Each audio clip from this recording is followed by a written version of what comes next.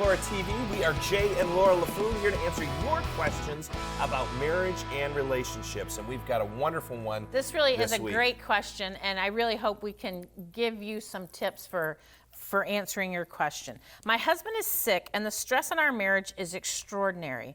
I am the caregiver and also have to work full-time as well to take care of household duties and children. How does our marriage survive an illness? This is a great question, and just a little bit of personal experience. Not only, I grew up in a household where my mom was that person. My father had polio, diabetes, heart attacks, strokes. So my mother was this person, so I saw this modeled very well. And last year, personally here, in a small way, in a very small way, Jay, probably not very far into our winter touring season, so it would have been Valentine's Day last year, he contracted pneumonia. And because of our touring season and being gone every weekend, he didn't get over the pneumonia. That's a hard word to say, the pneumonia until June.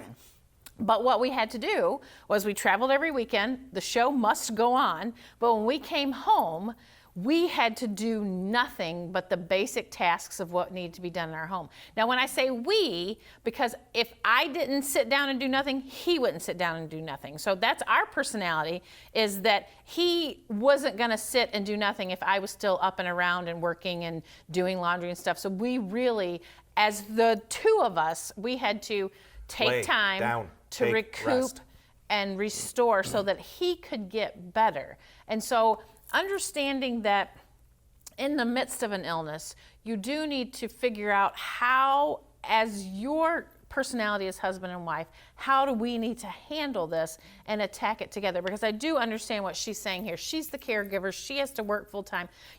Maybe, and it may not be easy, but maybe you can find a teenager who could come into your home and help you, once a week, maybe with just some household cleaning and stuff like that, but being creative. Right, the bottom line is you've got to create a system within which you can make this manageable and get that recoup time and find a support system. As people of faith, as Christians, we don't see any shame, any harm in asking for help.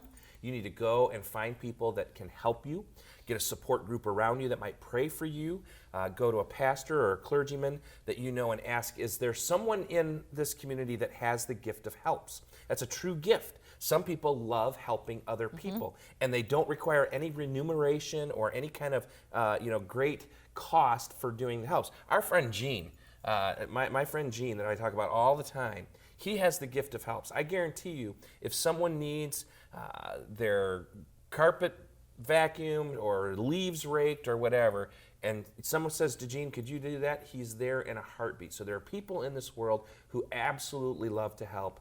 Find that person and let them help you. The hard part is the asking, and that's where we just have to realize, you know what, I can't do this by myself anymore. And people aren't gonna, for lack of a better word, inflict themselves upon you. But when you ask for help, they're going to pick up the pieces and they're going to help you. And you're going to give them an opportunity to do what they're designed to do. So ask them for help. Well, this is Jay and Laura TV. We are Jay and Laura LaFoon here for your... What are we here for? Questions. Oh, that's right. I was going to say answers. What are we here for? We're here for your questions on marriage and relationships.